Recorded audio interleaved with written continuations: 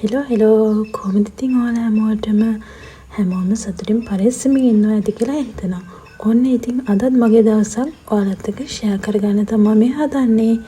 ඉතින් අද දවසත් මම පටන් ගන්නෙ අපේ මහගෙදර ඉඳලා. මට මුලින්ම ටවුන් එකට යන්න තියෙන පොඩි වැඩ ටිකක් කරගන්න. එහෙනම් ඉතින් මගෙත් එක්ක ඒ වැඩ ටිකට යමුකෝ ඔයාලත්. ඔන්න ඉතින් මම දැන් යන්න ලෑස්ති වෙලා ඉන්නේ. වැඩිකට යන්න නැහැ. ඉතින් මං සිම්පල් ඇඳුමක් තමයි ඇඳගත්තේ.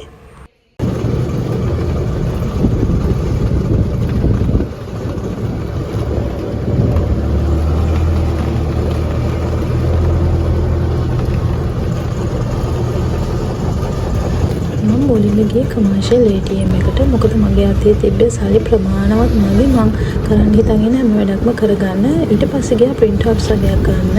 මොකද මගේ විෂන් බෝඩ් එක මට මේ අවුරුද්දේ තවමවත් හදා ගන්න බැරි වුණා. දැන් මාසෙ මැද්ද වෙලා තියෙන ජනවාරි මාසේ.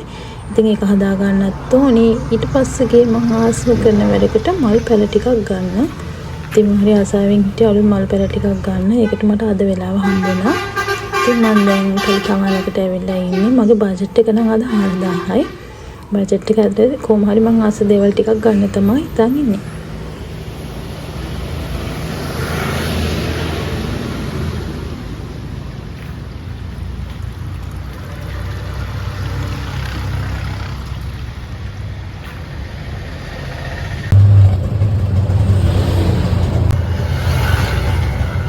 මට ලොකු ආසාවක් තිබ්බ බෝවිටියා මාර්කට් යන්න. ඉතින් කොහොම හරි මම මේ පැල දෙකකුත් ගත්තාද මගේ ආසාවත් හරි ගියා. ඊට අමතරව මල් පෝච්චි දෙකකුත් ගත්තා. මම පෝච්චි ගත්තේ නෑ අනිත් දේවල් මල් පෙළ තමයි ගත්තේ. ඔක්කොටම මට 3850ක් වගේ ගාණක් තමයි ගියේ. ඔන්න ඉතින් ගෙදර එනකොට චූටි නෝනා මගෙත් එක්ක තරහ වෙලා යාව දාලා ගියා කියලා. මම ඉතින් එනකොට එයා ආස මෆින් එකක් අරන් ආවේ කන්න ෂේප් කරගෙන ඕනේ නිසා. ඒත් ටික ටික කවා ගන්න වෙලාව ගියා. කන්නේ නැතුව කැටියන් දදා හිටිය සෑහෙන වෙලාවක්.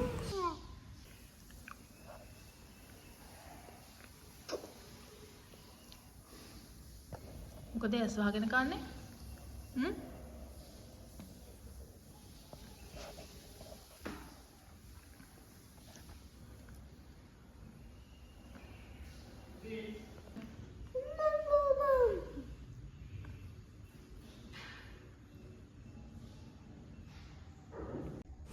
මෙන්න තියෙන ළමයි ඉතින් මගේ විෂන් බෝඩ් එක හදන්න ඕන කරන print outs ටික දෙයනේ කියලා හෙට දවසේ ඇතුළතවත් මේක හදලා ඉවර කරගන්න ඕන. අද දවසේ නම් වෙලාව මැදේ අනිවාර්යෙන් හෙට දවසේ මේක කරගන්න ඕනේ. ඊට පස්සේ ඉතින් ටිකක් දවල් වෙලා දෝනියමයි හස්බන්ඩ්ලයි ගෙදර යන ගමන් තමයි ඉන්නේ. අපි දෝනියට ඉතින් වාහනයකට නැග්ග ගමන් නිින්ද යනවා. දවල්ට නිදා ගන්නෙත් නැහැ.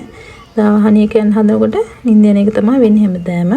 ඊට පස්සේ ගෙදර ගිහින් පීගෙන ආපු මල් පෙර ටික හස්බන්ඩ්ගේ අම්මත් එක්ක එකතු වෙලා හිටවන්න තමයි මේ හදන්නේ දැන්. මේක මෙහෙම නෙමෙයිනේ හනේ. මෙන්න මෙහෙම කොයිද? මේක මෙහෙම උස්සලා මෙන්න මෙහෙම.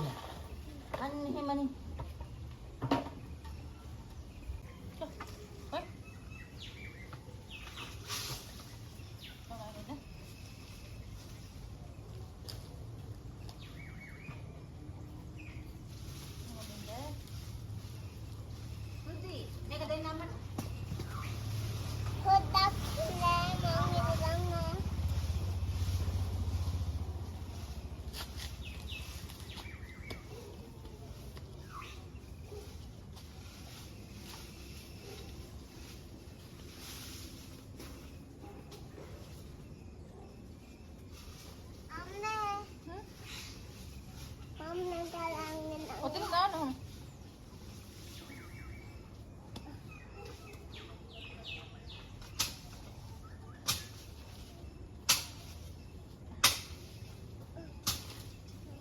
මේ තියෙන ඉතින් මම ඒ විදිහට ගෙනාපු පැල වලින් කීපයක් තව ටිකක් හදාගෙන යන ගමන් තියෙන්නේ. ඒ ටිකත් මම ඔයාලට පෙන්නන්නම්.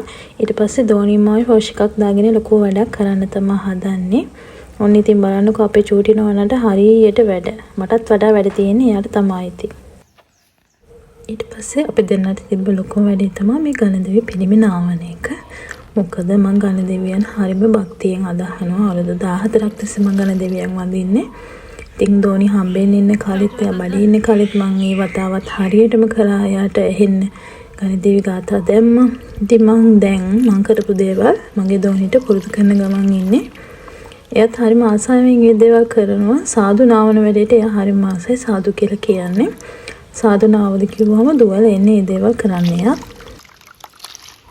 මුලින්ම අපි කනදේවියන්ව පිරිසුදු වතුරෙන් නාවලා ඊට පස්සේ කහ වතුරෙන් නාවනවා. ඊට පස්සේ අපි පිරිසුදු කිරි වලින් ගණිතේ නාවනවා. ඊට පස්සේ ආයෙම වතාවක් පිරිසුදු වතුරෙන් නාවනවා. මේ දේවල් මමයි දෝනි දෙන්නම එකතු වෙලා කරා. හරි තෝක දාන්න හිමීට. අන්න එතන. අම්මලා නැතනින් හරි පුත්තේ.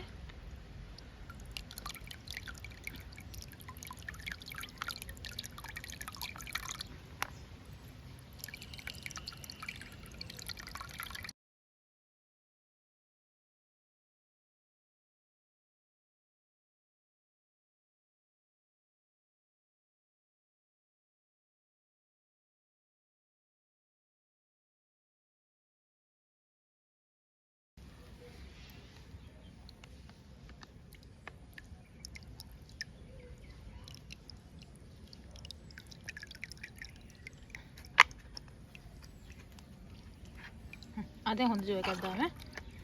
එහෙම ආහද. මම හොඳ ජෝ එකක් දාම. මේක දාලා. ඒක දාන්න. දැන් මේ ජෝ එකෙන් ආයෙ නාවන්න. මෙහෙම. වඩා දෙන්න නාවන්න. මෙහෙම අරගන්න.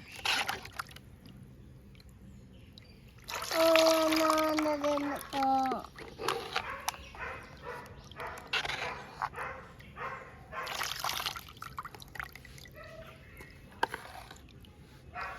මෙහෙම පුත්තේ මේ අතට. මම දාදුගේ ඔළුව පිටමා.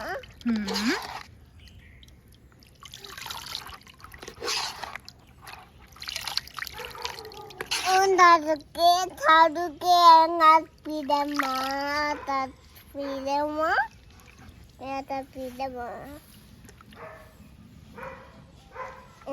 ada pidama දැන් ඇති නේද එන?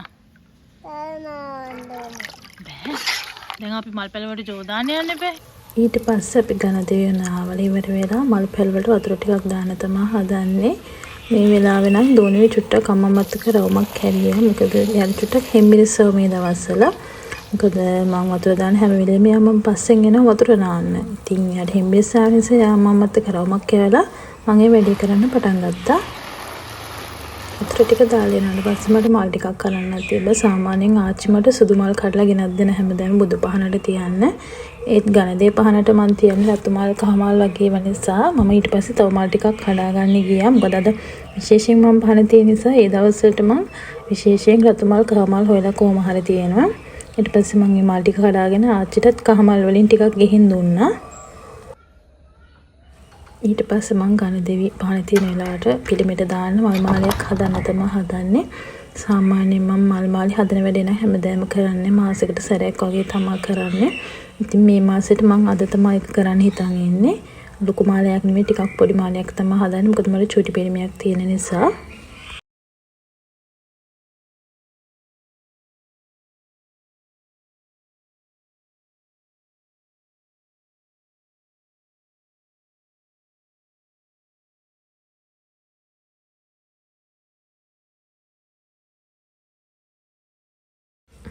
ඔයාලට මම පොඩි දෙයක් කියන්නද? පුළුවන්කමක් තියනවා නම් ඔයාලත් ගණදෙවියන් වදින්න පුරුදු වෙන්න. මොකද අවුරුදු 14ක් තිස්සේ මම ගණදෙවියන් වදින නිසා මගේ ජීවිතේ මට ලැබිලා තියෙන ආශිර්වාද කොට. ඉතින් මම අත්දැකීමෙන් කියන්නේ මගේ ජීවිතේ මට ගොඩක් දේවල් ලැබිලා තියෙනවා. ඉතින් ඔයාලත් පුළුවන් නම් ගණදෙවියන් වදින එක පුරුදු වෙන්න. හැබැයි ඉතින් ගණදෙවියන්ට බෑ අපිව කෝටිපතිය කරන්න. එහෙම ඉතින් කරන්න පුළුවන් නම් මමත් අද කෝටිපතියෙක්. නමුත් අපිට යම් යම් අවස්ථාවලදී යම් දේවල් ගණදෙවියන්ගෙන් ඉල්ලුවොත් අපිට ඒ දේවල් ළඟා කරගන්න ඕන ආශිර්වාද ගණදෙවිය අපිට ලබා දෙනවා. මට අත්දැකීම් ගොඩාක් තියෙනවා මගේ ජීවිතේ. ඒ නිසා මම මෙච්චර කාලයක් තිස්සේ හරිම භක්තියෙන් ගණදෙවියන් වන්දනා කරන්නේ. ඉතින් මම ඔයාලා හැමෝගෙන්ම ආදරෙන් ඉල්ලනවා ඔයාලගේ දරුවන්ටත් හොඳයි මම මගේ දෝනිටත් මේ දේවල් දැන් පුරුදු කරනවා. උත්සාහ කරන්න ජීවිතේ ගොඩාක් දේවල් කල්තිය වගේ ලැබෙනවා. එතුමගෙන් ලැබෙන ආශිර්වාදය එමටයි අපිට. මම මේ ඔයාලට කියන්නේ බුදු පහන තියන්නේ නැතු ගණදේවි පහන තියන්නේ කියලා විතරක් නෙමෙයි. මමත් බුදු පහන තියනවා අනිවාර්යයෙන්ම බුදු පහන තියලා තමයි මම ගණදේවි පහන තියන්නේ. ඉතින් මට ඒක ඔයාලට පෙන්වන්න විදියක් නෑ මොකද අපේ පිරිමි ටිකක් උසකින් තියෙන නිසා.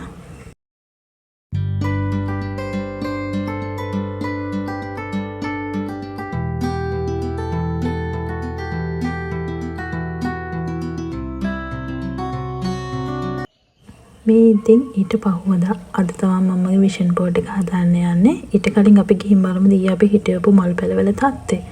බෝවිටිය පැලවල නම් තාම පොහොට්ටු විතරයි මල් පිපෙන්න නම් තවම හිතලා නැහැ. මං හරි ආසාවෙන් බලන් ඉන්නේ මේ මල් ටික පිපෙනකම්. මොකද මං හරිම ආසයි දම් පාටට. ඒ ආසාව නිසාම තමයි මම මේ පැල ගත්තේ. ඉතින් මේකේ නම් මල් පිපිලා තියෙන්නේ. ඊට පස්සේ බලමු අපි කහ පාට පැලේ. ඒකෙත් නම් මල් පිපිලා තියෙන හොඳට. බලන්නකො ලස්සන. මේ අනිත් එක. ඒකේ නම් ඊයේ විදිහටම මල් ටික තියෙනවා. හරි එහෙනම් දැන් අපි විෂන් බෝඩ් එක හදන්න පටන් ගමුද? මේ විදිහට මම ඕන කෙන ටික ලස්සනට කොටුවට කපා ගත්තා. ඉතින් මේක දැන් අලව ගන්න තමයි යන්නේ. අපි බලමු කොහොමද අලවගන්නේ කියලා. ඔයාලත් අනිවාර්යෙන් විෂන් බෝඩ් එකක් හදලා බලන්න ළමයි. මොකද මම කවදාවත් එම් දෙයක් කරලා තිබ්බේ නැහැ. මම 2025 අවුරුද්දේ තමයි මුලින්ම විෂන් බෝඩ් එකක් හැදුවේ. ඒකත් මගේ ඔෆිස් එකේ යාළුවෝගේ කීමට. එයාලා ඒක කරලා තිබ්බ නිසා මම කවදාවත් කළා මට අත්දැකීමක් තිබ්බේ නැහැ. එයාලා කිව්ව නිසා මම හැදුවේ. ඇත්තටම මේක හරිම සාර්ථකයි ළමයි. මම හිතන්නේ මගේ 80%ක් විතර මේ ටාගට්ස් ටික කම්ප්ලීට් කරගන්න මට පුළුවන් වුණා. මට ඇත්තටම සතුටුයි. ඉතින් ඒ අත්දැකීම නිසා තමයි මේ අවුරුද්දේත් මම හදන්නේ. මේ අවුරුද්දේ නම් ඉතින් මට ඔෆිස් එකේ යාළුවෝ නැහැ. මොකද මම ජොබ් එකෙන් අයින් වෙලා ඉන්න නිසා. ඉතින් මම මෙන්න මේ විදිහට තමයි මම විෂන් බෝඩ් එක හදාගත්තේ. රිජි ෆෝම් බෝඩ් එකක් අරගෙන ඒකට මම රැපින් පේපර් එකක් හදාගත්තා. ඊට පස්සේ මම පිළිවෙලට ෆොටෝ ටික තියාගෙන ඇල්පෙනිදී තමයි ගහ ගන්න හදන්නේ. මොකද මට එතකොට ලේසි මම අර ටාගට්ස් කම්ප්ලීට් කරන ගානේ මට ඒ ෆොටෝ එක ගලවලා අයින් කරගන්න පුළුවන්. ඒකට මම දන්නවා දැන් මේ ටික තමයි මට ඉතුරු වෙලා තියෙන්නේ කියන එක. ඉතින් ඔයාලා බලලා දන්න මේ මොන විෂන් බෝඩ් එකක්ද කියලා. නමුත් මට මේ වෙලාවේ මගේ අතේ තිබ්බ දේවල් වලින් තමයි මම හැදුවේ. මට හිතුණා ඒ ක්‍රමය හොඳයි කියලා. මෙන්න තියෙනවා ඉතින් මගේ විෂන් බෝඩ් එකේ ෆයිනල් ලුක් එක මෙන්න මේ විදිහට තමයි ආවේ. දැන් තමයි මේක අරන් තියලා තියන්න ඕනේ. මොකද ගෙදර බිත්තිය යන්නේ ගහන්න නම් හස්බන්ඩ්ගෙන් පර්මිෂන් ගන්න ඕනේ. ඔයාලට එහෙම ප්‍රශ්න තියෙනවද ළමයි? ඒ නිසා හස්බන්ඩ් එනකම මම මේක තියලා තියෙනවා. ඉතින් මම ඔන්න ඔය විදිහට මගේ විෂන් බෝඩ් එකත් එදා උදේම කඩලා ඉවර කරගත්තා. එහෙනම් ඉතින් ආයමත් පාරක් හම්බ වෙනකන් හැමෝම සතුටින් පරිස්සමින් ඉන්න.